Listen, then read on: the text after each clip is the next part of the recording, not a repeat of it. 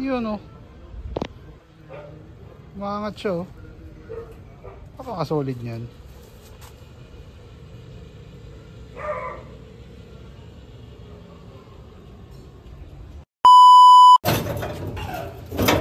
Yun oh. Hindi angat siya. Yo, what's up mga ka-jeep trip at mga ka-jeepers? Magandang araw sa inyong lahat. Ngayong araw ay re-review natin ang specs ng isa sa mga bagong unit ng Team Erica na bumabiyahe sa ruta ng Alabang Zapote, Baclaran. Pero bago tayo magsimula, siguraduhin nakasubscribe ka muna sa ating YouTube channel at syempre pakipindot na rin ang notification bell para updated kayong lahat sa latest jeepney videos natin. Kaya tara, samahan nyo ako review ng specs ng bagong unit ng Team Erica. Okay, ayan. So magandang araw sa inyo. Syempre kasama na si Boss Lloyd. Si Boss Lloyd ang caretaker, no boss, no? Netong bagong unit ng Team Erica. Syempre andito rin si Madam. Si Madam, ayan. Si Madam ang owner, ayan. So Boss Lloyd, kwento mo naman kami dito sa bagong alaga nyong unit, ayan. Ito, saan gawa? Saan gawa pala to? Unang gawa. Ito gawa natin, gawa ni Dibera. Yun. Bili namin sa Bulacan. Okay. Bili namin ng mga 20, tapos ina-return namin kay Mexicano. Yun, so si Boss Mexicano ang kumana. Ayan. Oh, hindi na siya mukhang Dibera ngayon eh. Actually mukha na siyang Cavite style. Ayan. So eto sir, gaano katagal inabot magpagawa kay Boss Mexicano? Siguro mga 3 months. 3 months inabot. 3 months kasi hindi naman gano'ng tutukan yung gawa eh. Yun. Parang ano lang. So parang ano mga ginawa natin, pinagawa natin dito? Marami rin yung side spoiler. Okay. Bintana, binago yung bintana. Kasi dating bintana niya, may hati eh. Ayan. Tapos ito. Nilagyan na ito. Nilagyan niya. Okay. Top spoiler. Spoiler. Dalan. Ayan. So ito yung running board, pinalitan din. Bago na yan. Bago na. Okay. So ito is diangat din. Diangat, Diangat na rin. Okay. Ano pa na makina na itong dala natin, boss? BC2. Dating dahil siyang B1, nag-alit kami ng BC2. BC2. Pwede mo makita, boss. Check natin.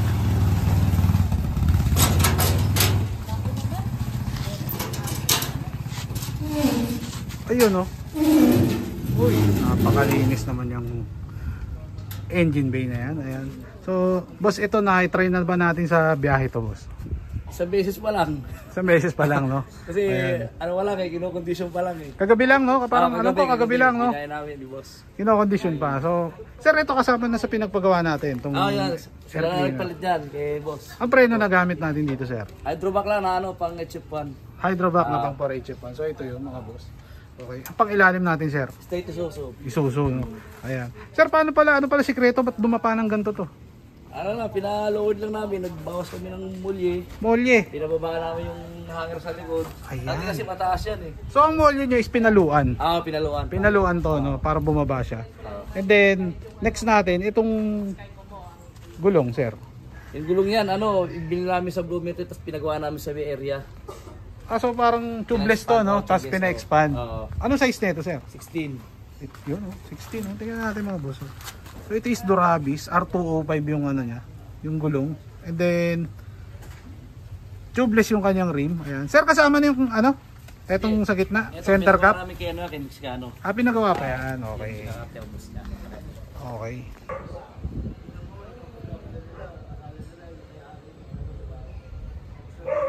Yun oh. Umangat siya oh. Napakasolid niyan.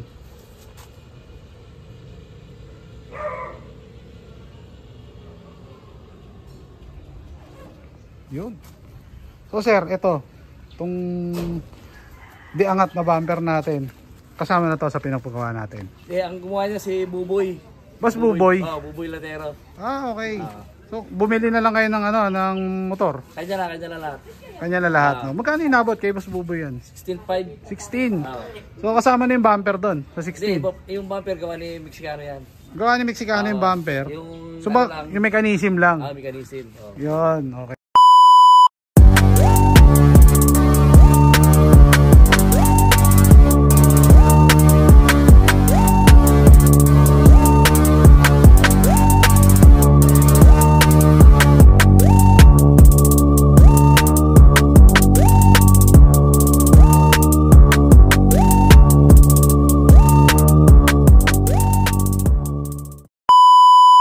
dumako naman tayo syempre dito sa kanilang interior. Ayan. So ito yung kanilang interior mga boss. Napaka-solid yun, no? Naka manibela na fiber. Ayan. Sir, ito, saan natin nadali ito? Boss Dante. Nabili lang, no? Nabili lang kay Boss Dante, no? Ayan. Magkano naman score natin? Magkano bintahan para may idea yung mga nanonood sa atin? Binigay lang sa amin ng 7.5. 7.5, no? So sa 7.5 kasama ni adapter. Kasama na adapter. Ayan. Okay, so ito yung kanilang headboard. Sir, ito hindi kasama kay Mexicano to, no? Hindi, si Dante, Boss Dante gumawa yan. Si Boss Dante rin ang gumawa niyan. Ayan. So ito is headboard kung tawagin. Hanggang doon yan sa dulo. Sir, ilang seater pala tong unit natin? Ano, 10. May malulog sa 10. Mga 10.5 na, no? So, ayan. Next naman natin syempre is yung audio nila. Ang audio nila is naka touchscreen na monitor. Ayan. Hindi naka-parametric din. Sir, ang nagse-setup sa atin sino? Kaya ano, Boss Rexam. Boss Rexam audio, no? Ayan. So, sir, isa-isay natin kung anong mga speaker na gamit natin dito. Sa subwoofer muna tayo. Ilang piraso? 4 na digits lang na C7. C7, okay. And then, pamboses. Pamboses niya, 6 na 6.5 na ano, 6B2 na Ayun. C7. C7 din. Ayan. So, ito, sir, C7 din to nasa taas na to. Ito yung dalawa. Tapos yung apat is nandito. So yung apat is nandito, ayan, okay. And then, ilan ang tweeter na gamit natin dito, sir? Bali, 4. Apat na C7, bullet. So parang nag-straight C7 kayo, no? Straight C7 lahat yan. Pati ampli. Ampli. Ano ampli na gamit natin? Isang mono na C7. Okay. Tapos isang puro channel na C7. Tapos isang full range. Full range na C7. Na C7, no? Ayan. So mapapansin nyo, malinis at parang virgin na virgin pa galing sa ano galing kay Mexicano Motors. Ayan, hindi pa na ano ng pasahero. Ayan. So sir, kailan natin balak ibiyahe ito? May ano na tayo? Pambiyahe kasi kinokondisyon muna. Pambiyahe rin talaga. Pwede rin pang ano, pangbiyahe at pang show. Pang-show. Ayun. Okay, next natin syempre ito, yung mga Suicide Squad na ano sa boss. Boss, ito ano to? Sinong bumira niyan? Kaya na yan. Boss yan. Sticker. Sean Sticker, no? Ayan. So, shoutout kay Sean Sticker. Siya rin pumira ng mudguard. Siya rin. Ayan. Okay, so check nga natin to, boss, tong diangat na to. Yun, no? Diangat siya. So, sir, ito kasama na rin sa pinagpagawa niya. Mexicano na rin tayo pinagawa yan. Nasa magkano kaya ang inabot ng total na ipagawa natin kay Mexicano niyan? Inaabot yan kasama yung makina. Siguro, nasa kulang-kulang 300 din siguro. Sa 300 din. Ayan, okay. So, napaka-solid yan. Siyempre, Dunlop naman yung kanyang likuran. Sir, magkaiba ba yung sukat niyang likod sa kasarap o parehas lang? Doon sa likod, medyo malaki ng konti. 75, 205, 75. 205, 75. Yung harap? 205, 65. 65. No? So, konti lang ang difference. Konti lang, 10 lang ang lamang. Okay. So, siyempre, nakapintuan din siya. Ito yung pinto pa nun sa De Vera, sir. Tama ba? De Vera. Ayan, okay. Okay. Okay, siyempre kasama natin yung ibang mga driver ng Team Erica. Ayan, may mga shoutout din sila. Boss, shoutouts. Shoutout sa asawa ko kay Joan Laputap. Shoutout din sa Team Erica, sa mga Team Kalmado. Okay. Thank you, boss. Yun, thank you, boss. Okay, kayo, boss. Shoutout din po sa Team Erica. Okay. Medyo pagod pa, kagarahe ko lang. Shoutout po sa mga tropang Uniwide. Okay. Si Erel Casing, Jandel, Aloy family, Kabisada family. Okay. Tropang Uniwide. Shoutout. Okay.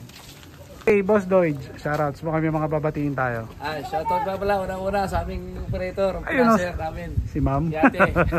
Ayan, okay.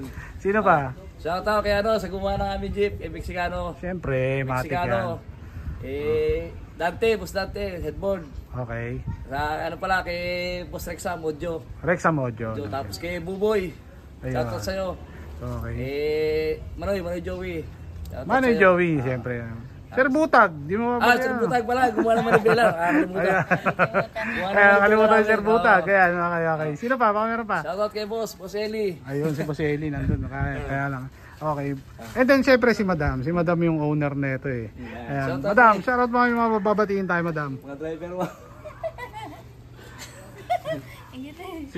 Shout out sa mga driver kong masisipag. Ayan. Masisipag maglinis ng jeep. Ayun, no? Yan, shout out din po sa mga kasali sa mga gumawa dito sa jeep ko. Hindi ko naiisa-isahin. Napakadami nila, no? Oo. Kumbaga nagtulong-tulong sila, madam, no? Unang-una si Mexicano. Ayan, okay. Saka shout out sa mga kamag-anak ko sa Batangas. Ayun, no? Abot yan doon sa amin. Ayun. Nilalike lagi nila yan.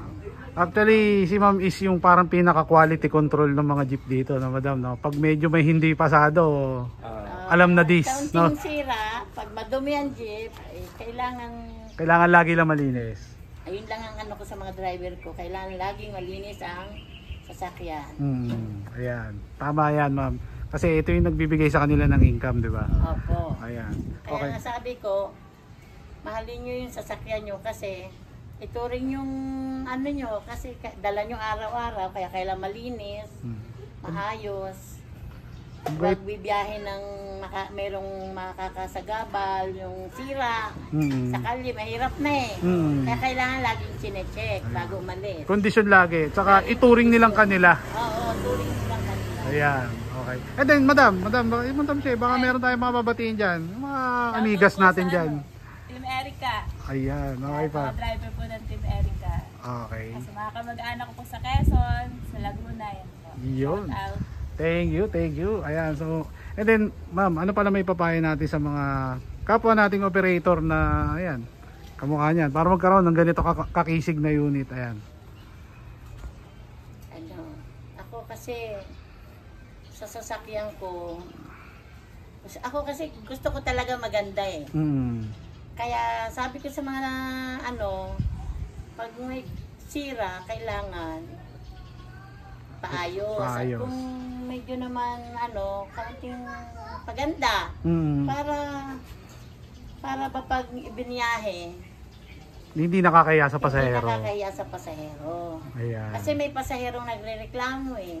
Totoo yan. Oo, ganyan. Ah. Kaya ako, ano ko kasi yan dahil minsan may nakasakay ako. Ay, yung jeep ni ganun. Tama yung jeep na yun, kakilala ko. Kaya sabi ko, kailangan talaga maganda ang jeep, Malinis. ginagastusan ko kasi. Maraming salamat. Ayan, tama yan. Give and take lang, madam, no? Okay, madam, pahabol na shoutout. Kung may mga iba pang pahabol tayo dyan. Shout out pala sa pinsang kong konsihala sa Santa Maria, Ayun. Batangas, Janet Gomez. Yun.